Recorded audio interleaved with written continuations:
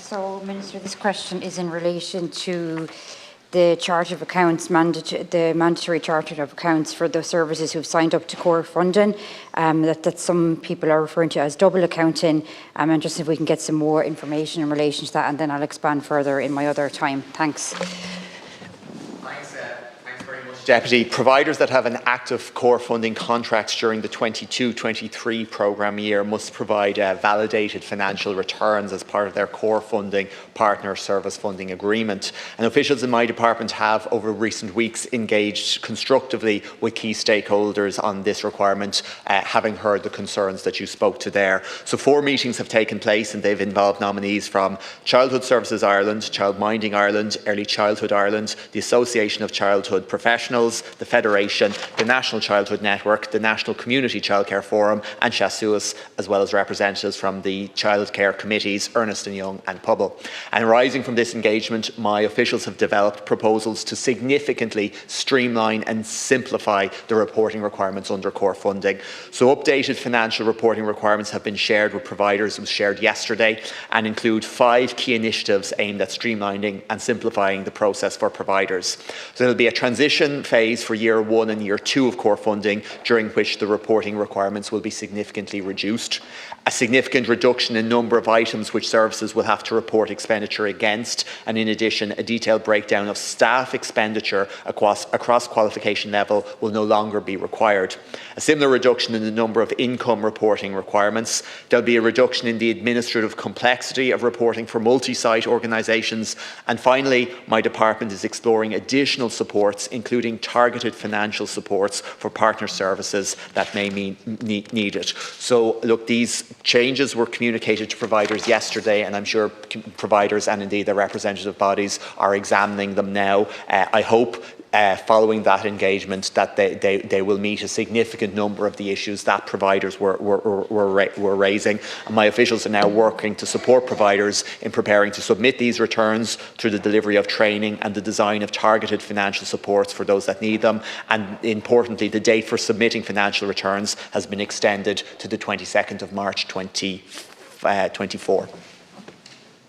Thanks very much, Minister. So I have all my points ready to the stuff I was going to give out, but I don't have to say now. So I mean, it's actually great when you come in and that there's been progress on an issue. So it's really welcome. And I think this, like, obviously was coming up through offices and stuff, but it also came up with the committee, as I know you were aware. The Association of Childhood Professionals and the Federation Group had brought it up. So it is good to see that the right thing was done. People sat around the table and came up with solutions. It does seem, from what you're saying, that there was broad agreement at those meetings, and there certainly was a number of representative groups. So that's very welcome. And I think just, I mean, as you probably acknowledged this yourself, it wasn't that anyone was doubting the need for oversight and there has to be accountability. It was just the fact that, I suppose, more paperwork, more admin work, which we often talk about in here in relation to the early years sector and I suppose the burdens that can place at times. So it is great if there has been an extension to that time frame, and if there's been some agreement as well as how that will work. And I might just go into something in relation to the pay talks in my next minute, if that's okay. Thanks. Thank you, deputies. Look, we heard the issues that have been raised. We heard them from deputies. We heard them in terms of following the committee hearings that you held, and indeed I heard them myself when I'd be out in my own constituency or around the country meeting childcare providers. So we've moved significantly. I'm not going to say that all groups are 100%, that there was 100% agreement, but I think we have moved significantly and addressed many of the key concerns that were raised. And look, I think it is important to remember, though, that the reason we're seeking these financial returns is to get the best information possible about income and expenditure for services, so we can better direct core funding. Because, as you know, I secured an extra €45 million for core funding in year 3. Some of that is allocated, but around 20 million isn't allocated, and we want to understand what are the services that need the most supports. So that's why we ask for this detailed information, but we've also wanted to work with providers, and we've been able to, I think, tone down significantly what we're asking for this year.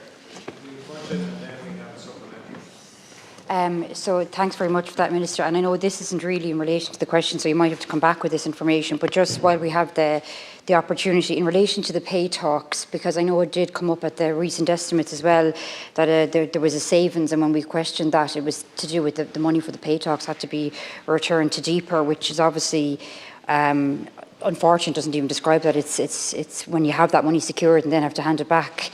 But just obviously, will that delay the process, do you believe?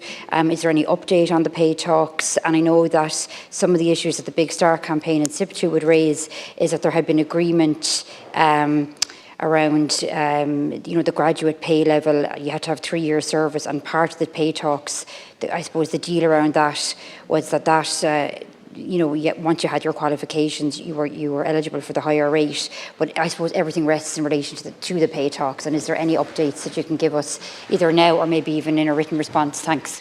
In terms of the pay talks, they're still ongoing. I'm frustrated. I really thought the new agreement would be in. Because it hasn't been in, the money we dedicated towards removing the 3-year rule, some of that has to be given back to DEPR from my cold dead hand, but that's the way it goes. And look, I just urge both sides to get that agreement so we can have money that is there, that is available, flowing to services so they can increase pay for staff who richly deserve that increase.